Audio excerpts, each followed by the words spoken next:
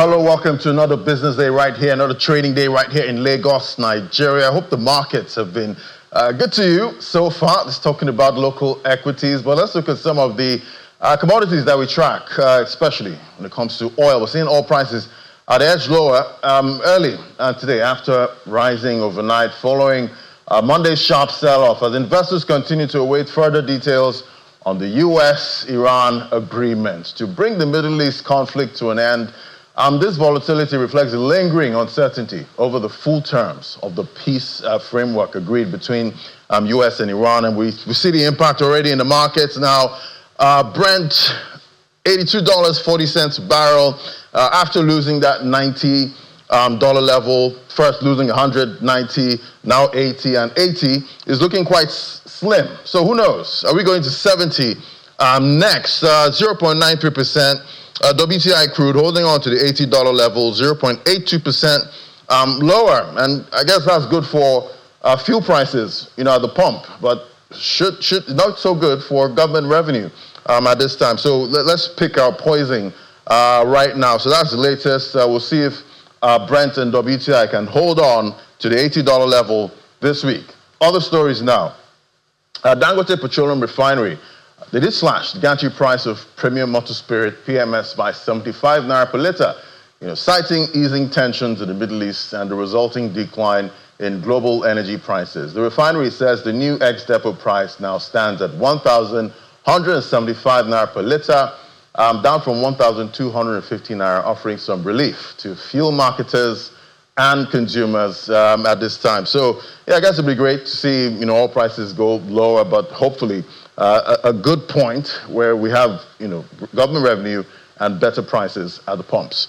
Let's get a check on how your money performed. Yesterday, Nigerian equities, they relapsed yesterday in a bearish move as investors resumed profit-taking in oil and gas and banking heavyweights. They're raising approximately 945 billion naira from investor wealth. So that's the latest one. Volume and value of trades much lower than the previous trading day, 744 million traded. That's for the units.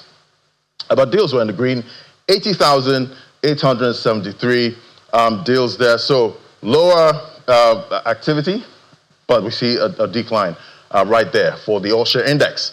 Top gainers, Royal Exchange, 10%, full 10% gain, closing at 1 naira 65.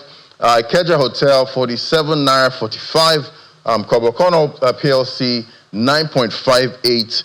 We also have eTransact there and Nimeth. That's for the decliners for yesterday, 9.97 and 9.94% lower. Let's see other parts of the market now. We see for top trades, we see Sterling there, 112.17 million traded, and we see Nimeth there with profit taking a lot traded yesterday, 103.12 million units, and GTCO Financial Services, 53.91 million traded. So that's how your money performed today. We're looking at what investors do in the market today. It's open right now. Trading is on.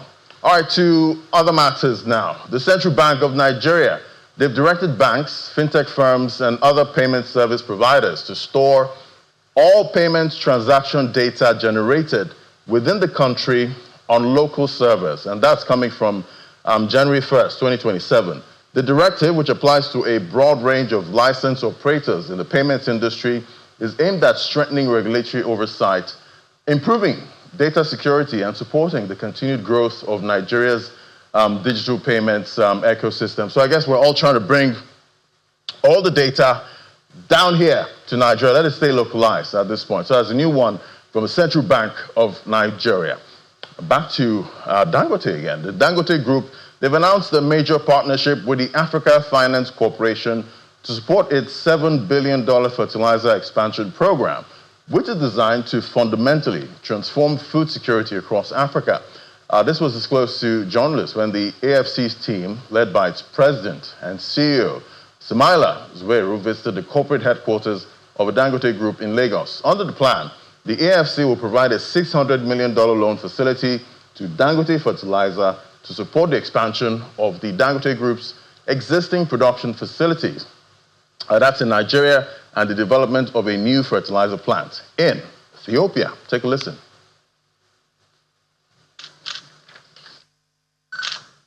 It is a milestone investment deal. The initial $600 million funding provided by the Africa Finance Corporation, AFC, to Greenview Fertilizer Corporation, owned by the Dangote Group, aims to reinforce Nigeria's position as one of Africa's leading fertilizer producers and exporters and transform the country's agriculture sector. Thanks for your business. Thank you. Thank you. Mora, thank you so much. Thank you It's so been much. a long journey. Yes, thank you so much. We almost broke our hearts. Commenting on the development, the president of the Dangote Group, Aliko Dangote, says the financing will boost Nigeria's urea fertilizer production capacity from 3 to 9 million metric tons per annum, assist in developing a new 3 metric ton per annum urea plant in Ethiopia, and support government's effort to achieve food sufficiency. It will improve quite a lot. We're expanding into a lot of other areas. Not only the urea, we're doing NPK. And we're coming off from the 3 million production to about 9 million in Nigeria and then 12 million Africa-wide. But then we're going into also areas like potash, areas like phosphate, areas like DAP. So we're doing a whole basket of fertilizer. We're going to go into a lot of trading of farmers and co. But by and large, what is important is diversification of the Nigeria's economy. On his part, the president and CEO of the AFC, Samaila Zubairu, describes the investment as a strategic step towards unlocking the continent's agricultural potential. Dangote Group is building the world's largest fertilizer plant from Nigeria. That is significant, and we're happy to be part of that journey. Dangote Fertilizer is providing solutions to Africa's food security. Just recently, we're discussing about our urea consumption in Africa vis-a-vis the rest of the world. So we have 1.51 billion people on the continent, and we're consuming less than 6 million tons of urea, which is far less than 40 million tons the 1.4 billion people of India consume, and the 90 million tons the 1.4 billion people of China consume. So you can see the difference. As the global agriculture and food supply chains continue to face geopolitical headwinds, this joint investment, driven by 2 of Africa's financial and industrial giants, is considered as a pathway that will reduce the continent's reliance on imported agricultural inputs and strengthen supply chains.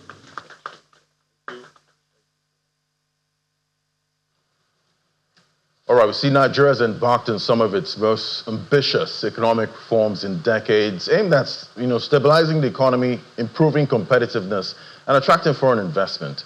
As the country seeks to position itself as a leading destination for capital in Africa, questions remain about how international investors, particularly from Europe, are responding, to these changes. At the same time, opportunities in sectors ranging from energy and infrastructure to manufacturing, technology continue to emerge. So we examine the state of Nigeria-EU economic relations, the impact of recent reforms, and what success could look like as stakeholders gather for the 10th Nigeria-EU Business Forum. Joining me for this conversation, we have Inga Stefanowicz, Head of Section, Green and Digital Economy at EU Delegation to Nigeria and ECOWAS. It's great to have you on the show. Good morning.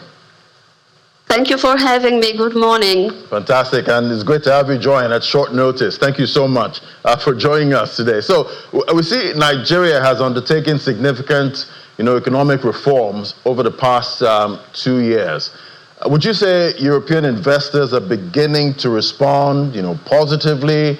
And what evidence are you seeing on the ground? Well, I think the economic reforms, and there were some important reforms undertaken, take time also to kick in. And for the investors, it's also important to see that stabilization, and the reform process over the long time. So I'm not sure whether, the last few years, how much movement we can see, how much reaction from the external investors to flock into Nigeria in great numbers, but they are certainly looking. And I think reforms such as the FX, foreign exchange reform, the banking recapitalization, the fuel subsidy, the tax reforms and fiscal reforms are very important in that sense because they provide clarity, transparency, and they show a definite direction in which the country is going. And I think for any investor, having those elements in place are very important. And the 10th Nigeria EU Business Forum is also there to show them, to bring them in and to have a discussion around those reforms and about the potential investment plans the European investors can have here. From the EU's perspective, what would you say are the most, consequential economic reforms implemented by Nigeria, in recent years? Well, I think I already mentioned them, right? I mentioned the foreign exchange, which the reform of which brought so much more clarity and order and transparency in the system, even if markets need to struggle with or had to struggle over time with certain volatility. Now we see the exchange rate stabilizing, and that's already a very good signal and a very positive outcome of the reforms. I also want to stress again the taxation and fiscal reforms because they are equally important for the investors, for the Nigerian businesses investing or doing business here as much as for the government. So the clarity of the system, the transparency of the tax system helps broaden the tax base. That's for the government, the benefit of knowing and being able to count on certain income from taxation that can then be reinvested in the economy, especially into so much needed infrastructure, transport, energy, and social infrastructure like hospitals, health sector broadly, or education, which are critical for the growth of the economy and the growth of the society. At the same time, these reforms give a business this certainty of what to expect from the tax authorities. And that is very important for any business. Right, definitely. Businesses care a lot about tax and how tax works in the country they want to invest in. So so far, I guess the reforms we've seen so far encouraging for European investors, but you also want to see more. At this point, compared to other countries in Africa, take for example Morocco now. How would you say Nigeria is matching up, when it comes to, tax rules and, the allure, of investment, coming from Europe? Okay, I may not be able to speak to the details of the current situation of reforms in Morocco, but I can tell that I think 8 years ago, when I first arrived in Nigeria in 2018, Nigeria by GDP was one of the first, it was either first or the second economy of Africa, compared to, sometimes it was the South Africa, sometimes Nigeria, but they were there. Now we know that the economies such as Morocco, Egypt have taken over, and Nigeria, I think, is now slowly regaining its previous place. So certainly, for foreign investors looking at Africa as a whole, they looking, there's a competition between the countries. And it's good also for the countries to look and compare themselves with their peers on the continent to see and maybe learn from one another, from the experiences, to see, where they can catch up, what was done better in another country, where can we learn from another reform process to catch up or to even exceed the ranks. Yeah, definitely would like to exceed, some of these ranks. It's interesting to see how, Morocco was able to overtake South Africa as the most industrialized nation in Africa right now. But looking at the sectors in the Nigerian economy, where do you think European investors are saying, you know what, take my money? Well, there are those traditional sectors where European investors are present, like the oil and gas sector.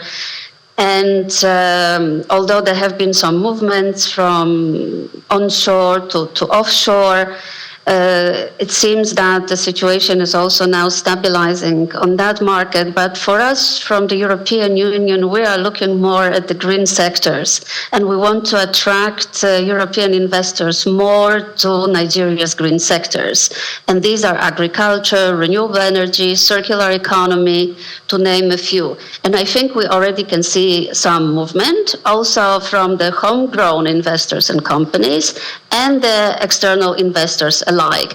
And these are the sectors that are going to be very important for the diversification of the economy. Look at the agriculture sector. There's so much potential there, and I think this is how we are looking at the agriculture sector now. Not so much from the traditional donor perspective, but more as a sector that is really, good for investment, for growth of businesses, and for job creation, importantly, especially for the country's youth.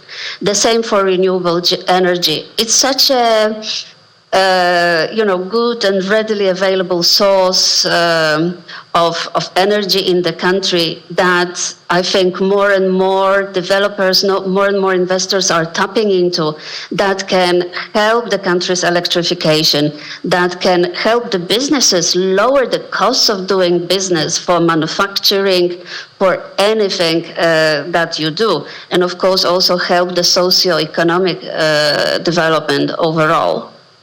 Yeah, definitely. Great to see, constant power. Definitely, that will help manufacturing. But when it comes to capital, there's also that, angle of, trying to de-risk investments. Talk to me about the role of development finance institutions, what they're playing in de-risking investment in Nigeria. We are looking a lot into that because when you see the development goals and how much, and the targets, how much needs to be achieved, no donor money, no matter how much we also source from the European taxpayers or from other sources, also no country has enough resources to really invest as much as to achieve those goals in the shortest possible period of time. Hence, the de-risking instruments that we are introducing through our development finance institutions that are helping to bring in the private sector funds for the benefit of developmental investments. So whether in agriculture, renewable energy, these are the sectors that can be interesting for private sector, for private capital, if there are right de-risking instruments put at their disposal. So instead of just us spending the money, we can create those buffers, those cushions for the private sector to bring in their capital and also invest alongside us. So definitely trade. That's another important angle, for many investors. Talk to me about the AFCFTA, the importance of that for, European investors evaluating opportunities in Nigeria. Well, I think it's a very important step. This is a platitude to say that. But look at us at the European Union when we started building the common market. So I think it's an important step to have that decision and a clear indication of a direction the continent is taking. But it will certainly take much more time and effort to really consolidate, to really build that common market and trade area for the countries to trade more among themselves and make the most of their competitive advantages. But I think it's clearly a direction that is clearly set, and we are of course rooting for Africa to make the most out of it. Also, as our trading partner, it is the continent that is the closest to us.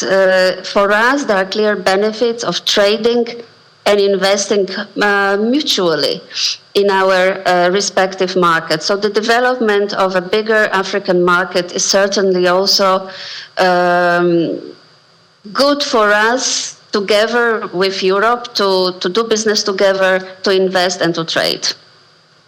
All right, so definitely talking about Nigeria-EU relationship, we have the 10th Nigeria-EU Business Forum. I believe that's coming up. What does success look like, at the end of a meeting like this? Oh, I think deals. This is what we are looking at: concrete deals, business done, investments attracted. We already have a great number of European companies who are already investors in here. But we are bringing more from Europe. We want to show them that Nigeria is the market that you can enter into and do business with. We are going to look across many sectors of what we call Global Gateway Strategy. So this is a strategy for sustainable investment in infrastructural sectors also. So transport, energy, climate very much, agriculture, sustainable value chains, health sector. You know how much the local production and supplies of pharmaceutical ingredients and medical supplies is important. We have learned from the COVID pandemic, just to use that example. So the companies from these sectors, from Nigeria, from Europe, are going to meet there for the 10th Business Forum, and we hope that there will be some concrete deals coming out of that. All right, hoping for big deals, that benefits EU and Nigeria and hopefully Africa. Thank you so much for joining us, Inga Stefanovic. That's head of section Green and Digital Economy of EU delegation to Nigeria and ECOWAS. Thank you and enjoy the rest of your day. Thank you for having me. Have a good day. You too. All right, we'll take a break now. When we come back, we'll look at the latest inflation data. It's inflation reporting season, nearing 16%. That's for Nigeria. More of that after the break. All right, let's talk prices now. Nigeria's headline inflation, that rose for a third consecutive month to 15.93% in May, according to data released by the MBS there. So we see constant rises for headline inflation, core inflation from about 15.86% to 16.82%, food inflation 16.06% in April, now 16.96%, that's from May. So we see rises, but a good one there. We see rural inflation. That has dipped for May, 15.60% from 16.36% in April. I guess that's a bright spot right there from the latest data. Then reactions now, the Center for the Promotion of Private Enterprise, they say Nigeria's inflation remains under pressure from geopolitical tensions in the Middle East, disrupting global energy markets and supply chains. In its May policy brief, CPP notes headline inflation rose to 15.93%, driven by higher crude oil prices, shipping disruptions, and import costs. He however, says monthly price pressures are easing, with inflation slowing to 1.75%, while food inflation moderated to 2.98%. The report says food, transport, energy, housing, health, and education account for about 87% of inflationary pressure. Food inflation at 19.96%, that remains elevated due to insecurity in key farming areas, disrupting output and supply chains. The CPP calls for a focus on insecurity, logistics, energy, and transport infrastructure to address cost-driven inflation. All right, let's unpack the latest data now and how it impacts the commodities market. We have Halima Adediran, the senior analyst at Financial Derivatives Company, joining me via Zoom. Great to have you on the show, Halima. Thanks for having me, Ladi. Yeah, good morning. It's good morning. It's another one And, we were celebrating, getting sub 20%, that's inflation, headline inflation and core inflation after rebasing. So rebasing, that's behind us now. So we have the latest data, continuous rise, three consecutive rise, monthly rises there for inflation. How significant is this latest one? Okay, so thank you for that breakdown. When we look at the headline inflation, we see that it increased marginally to like 15.93, while the month-on-month dropped, but it's still giving us the fact that there's still rising prices, though at a slower pace. And when we look at the food inflation too, we see that it is mixed when we compare the annual and the monthly. So also for the core inflation month-on-month increased, while for the annual, it dipped significantly. So, and this is pointing to the fact that inflation drivers are more broad-based compared to what we used to have that is solely on food and or energy prices. And so this is raising a concern as regards the sustainability of the disinflation process that we recorded in the previous months, and the reminder that the battle against inflation is not yet won. And so it could mean that the monetary authorities are facing a fresh challenge when it comes to inflation, because when we see what was highlighted by the MBS, we see that the key drivers were food prices, transport cost, and service inflation, which is a broader aspect when it comes to accommodation, rent, labor cost, and all other things that has to do with services. And so this is entrenched in prices generally. And so when we look at all this, it means that it could have different implications for households, for companies, and even for the monetary authority. For the households, we could see cutback in investment in savings, less of discretionary spending and impulse buying. And for the business, we might see that the consumers becomes more price sensitive, and they might not be able to really transfer all the additional costs to consumers. So that could eat deep into their profit margin and also affect the general aggregate demand and economic performance. And so for the monetary authority, we will see that going forward, they would like to check the fiscal spending trends and exchange rate movement, and even the prices before they could make a move when it comes to interest rate decision. So the risk scenario for now is that if the easing is not sustained, the global tension easing is not sustained, we might see a spiral or reemergence of price volatility in the coming months. However, if this tension is eased and is sustained, it's likely that inflation will be sticky relatively, but going into the end of the year, we might see a gradual reduction in the general price level of goods and services. So that is where we are for now. Right. So this latest data, how would you say it's impacting business confidence and investment decisions, in Nigeria? Do you think foreign investors, do you think they care much, about this data?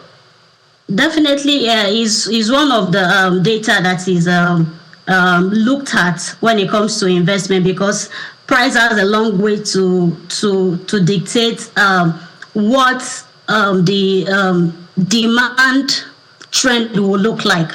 But given the fact that the increase is not that significant, it is marginal, though it is the third consecutive increase, it might signal that there is imminent price pressure that is still elevated, though at a lower pace.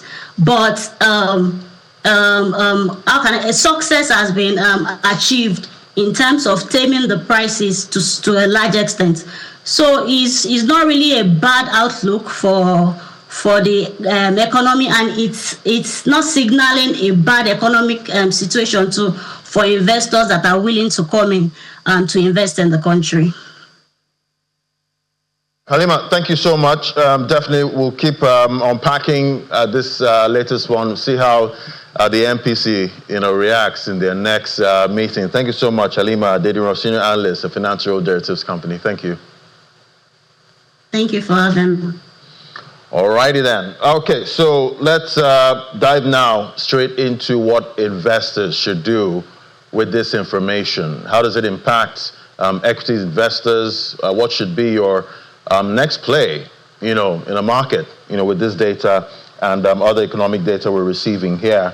We have Nathaniel Disu. He's an investment research analyst, AfriInvest, West Africa, to tell us where to put money at this time. Great to have you on the show. Good morning. Good morning, Ladi. Thank you for having me. Yeah, so we have the latest one. Definitely inflation is ticking higher. Do investors in Nigeria's equities market, do they care about this latest data? Well, inflation data is significant to every investor's decision making because it helps to guide their decision making, especially when it comes to either to put more money in the equity market or to put more money in the fixed income market. And if you look at the last 2 to 3 months thereabouts, inflation has been trending upwards due to the crisis in the Middle East. But now that following the recent announcement by President Donald Trump on late Sunday that there's now a peace agreement between the US and Iran, so that should likely weigh into the next inflation data and also the next MPC meetings, which would be one of the things that investors will be looking out for. And remember, since when the war started, it has had a significant effect on energy prices, even PMS pump price. I think before the war started, the average price of PMS was around 750 to about 800 naira per liter. But at the peak of the crisis in the Middle East, we could see that retail PMS price was trending above 1,300, 1,400 naira per liter in some region.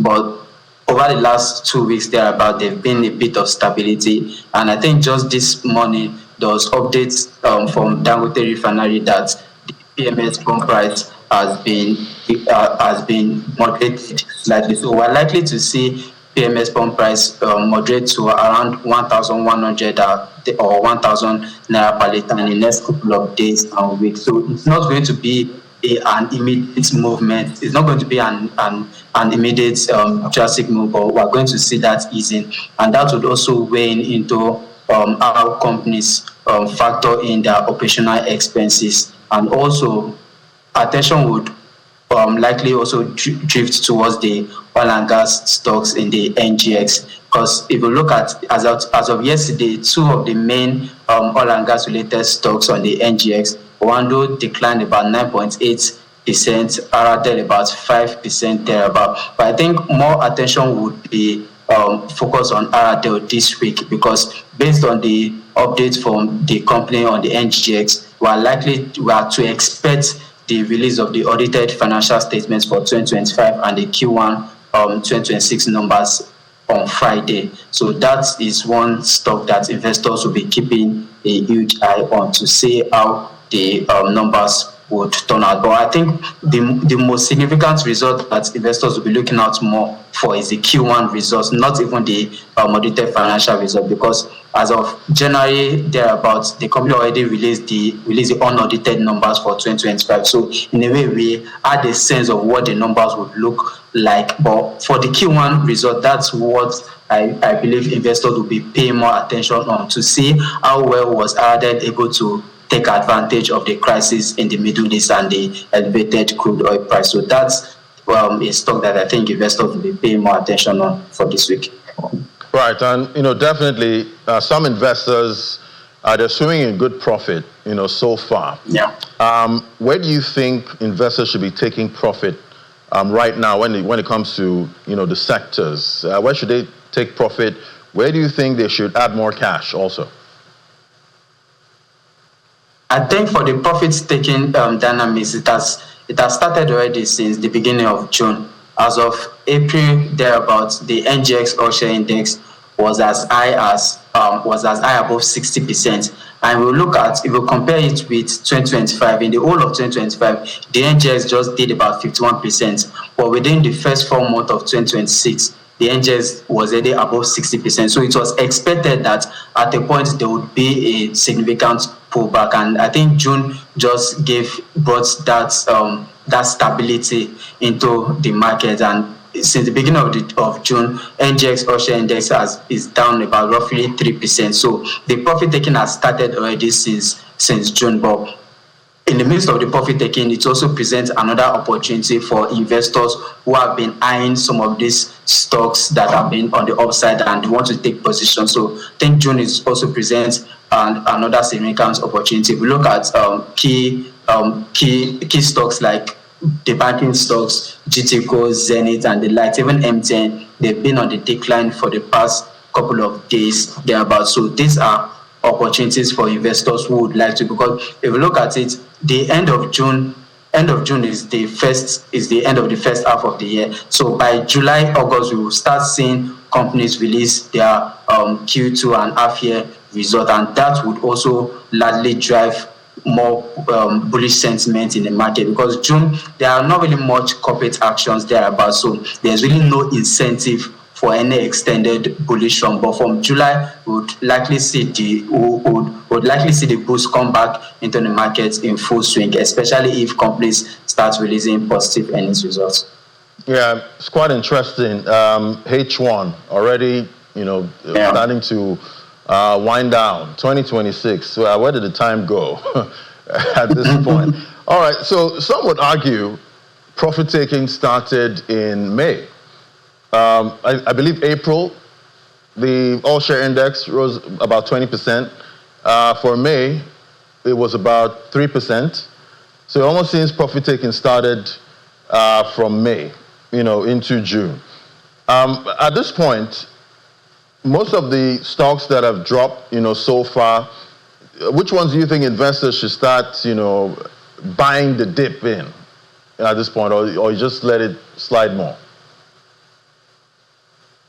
Okay, so I will not really say profit taking started in May thereabouts. So what I would just say that the rate at which the market was on the bullish side, it slowed down in May.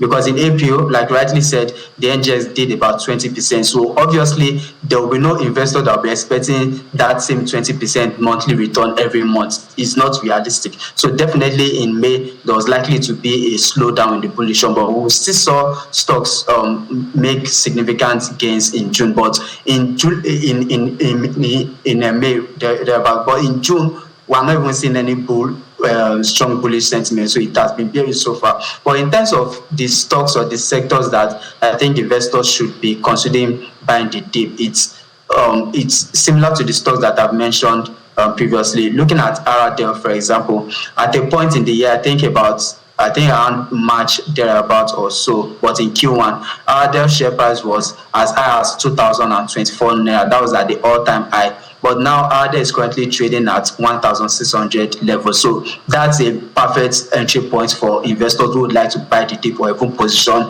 in the stock, because if the result eventually comes out on Friday and they release significant positive earnings result, and especially a solid dividend payment, because in the past 2 months thereabouts, we've seen how the lack of dividend payments in some banks has caused a lot of uproar in the market. So if RDL is able to declare a significant improvement in dividend payments, that would likely drive another wave of positive sentiment in the stock, and that's could bring the stock back towards the 1,900 and 2,000 levels. We also see some stocks like Zenith Bank.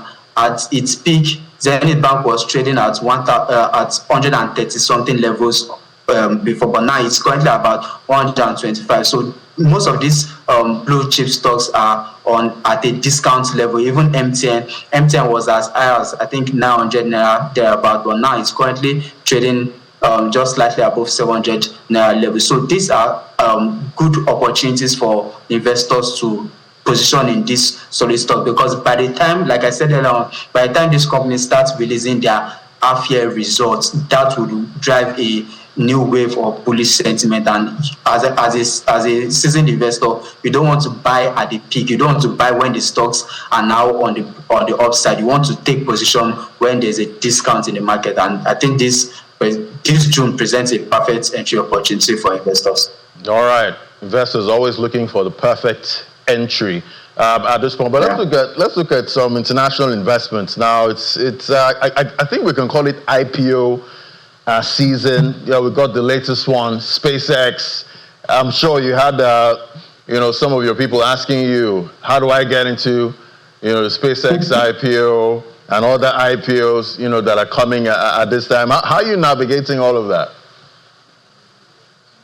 So yeah, it's the IPO season in this year, and also let's not forget that the Dangote Refinery IPO is still to come the next, I think by September thereabout. But in the international markets on Thursday, I think it was Thursday it was Friday that SpaceX started trading on the Nasdaq index, and so far SpaceX has done amazingly well. On Friday, on its first trading day, I think it did about 20% thereabout, and now in the US time, it's currently pre-market trading, and SpaceX is already above 10% in the pre-market trading. The share price is now above $212 per share. And remember, that SpaceX IPO'd at $135. Now it's trading above $212, and the solid movement in SpaceX also made Elon Musk become the first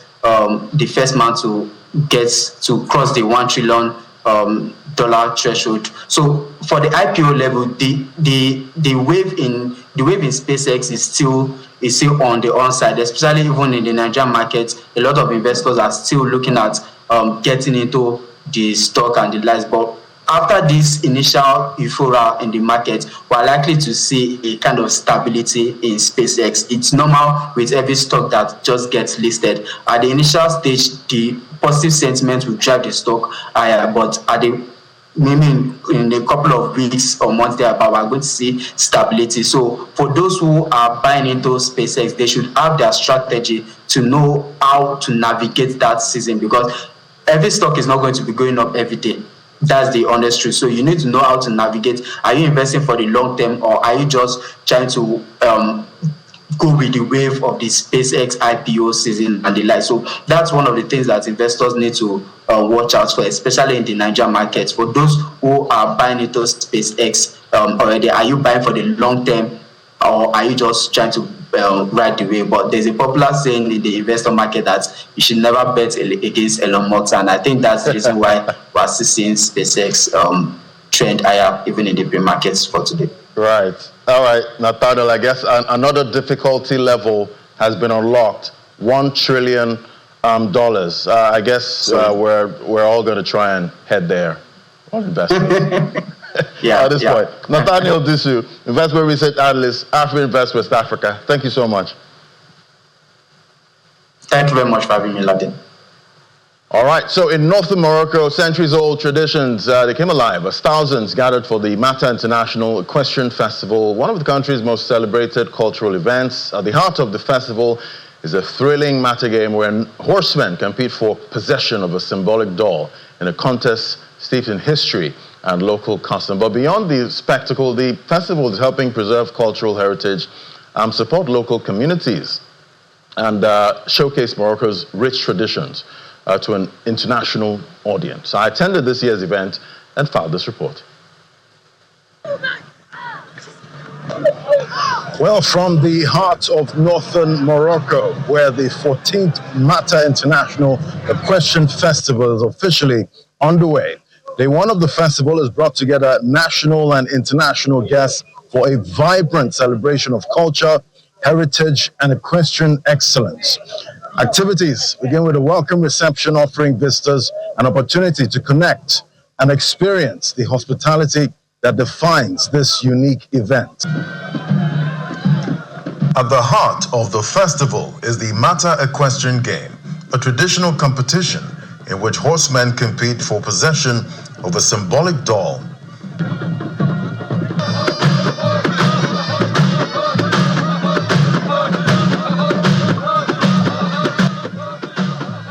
The event is deeply rooted in local customs and has evolved into one of Morocco's most celebrated cultural festivals.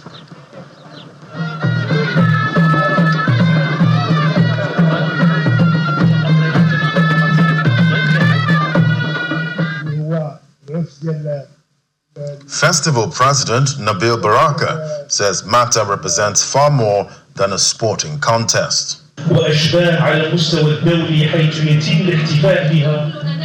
entertainment, organizers say Mata serves as a platform for cultural dialogue, heritage preservation, and community development. Beyond the arena, local cooperatives and artisans display products ranging from traditional crafts to regional delicacies, creating economic opportunities for surrounding communities. The festival also attracts international visitors interested in Morocco's cultural tourism offerings. Okay, for me, this is a very fantastic experience. I think that is a special opportunity to be very close to the Morocco culture. It's something special, and I really enjoy to see how the people play with the horses and live this moment. So I think it's a fantastic experience. This is about how people get together and how the future generation will grow together. This is the role of the festival, the heritage, equestrian heritage, conferences, culture, music, and tomorrow, economy, and we make sure that Nigeria and Morocco get more closer in an economic dialogue, but also as leaders and on the aspect of the heritage of His Majesty, Mohammed VI, on dialogue of civilization, because dialogue is what gives the increase and what makes sure that the economy is always increasing. As the dust settles on another edition of the Mata International Equestrian Festival, organizers hope the event will continue to bridge generations while introducing Morocco's rich cultural traditions to the world. For participants and spectators alike, Mata is more than a competition. It is a living expression of identity, heritage, and community. Ladi Williams reporting for Channels Television News.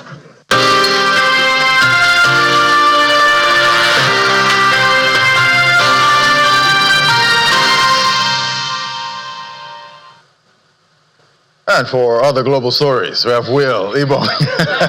Avant d'aller aux autres histoires, before we go to other stories, you went to Morocco. If I say Le Maroc, that's Le Maroc in French. Yeah. I'm sure you came, with French language, the culture, the richness of that. I saw that was fantastic. Du Le Monde. Ah oui, okay. Parle-moi de ton expérience au Maroc.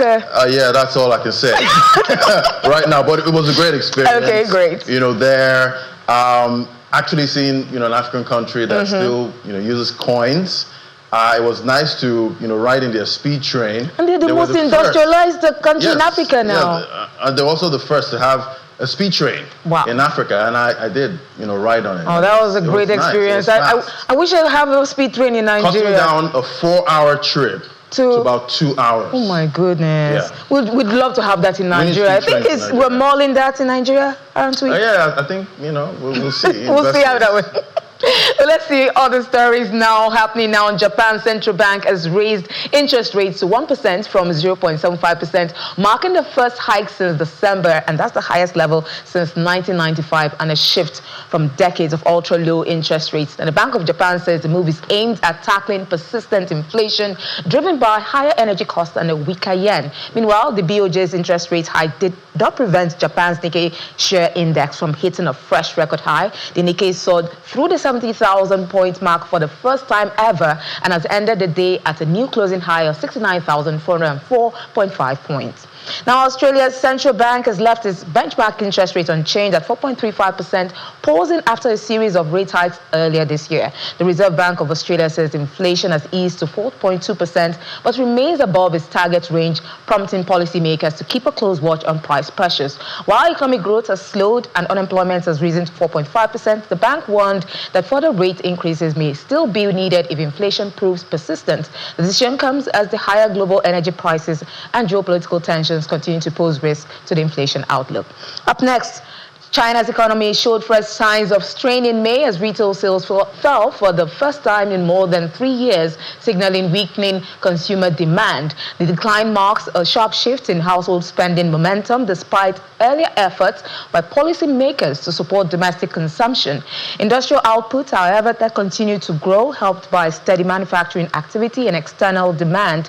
Fixed asset investments also lost momentum, reflecting ongoing caution in the property sector and among private investors. Economists say the latest figures highlight a fragile and uneven recovery, with Beijing likely to maintain targeted policy support in the months ahead. Let's see what's happening still outside Nigeria. Electric vehicle prices in the UK and Europe are unlikely to fall sharply despite rising competition from Chinese automakers, according to Xipeng. The Chinese EV firm says Europe will not see the intense price wars seen in China, where heavy competition has driven prices down. Instead, it expects buyers to focus more on technology and brand value. Xipeng is expanding its presence across Europe as it targets a bigger share of the growing EV market. Now, in the UK, Prime Minister Keir Starmer is urging G7 allies to tighten sanctions on Russia, targeting its energy and nuclear sectors. The proposal seeks to further restrict revenues seen as key to funding Moscow's war effort in Ukraine. Starmer is also calling for continued financial and military support for Kyiv as the conflict drags on. The move forms part of broader G7 efforts to maintain pressure on Russia. And now finally, UK and US policymakers are signaling caution on interest rates as inflation risk persists amid global uncertainty. In the United States, Federal Reserve officials are weighing keeping rates higher for longer as geopolitical tensions push up energy costs and inflation concerns. Some policymakers warn that cutting rates too early could reignite price pressures. In the UK, officials are also monitoring inflation closely, with borrowing costs expected to stay elevated until price stability improves. And that's your global news brief. I am Will Ibong.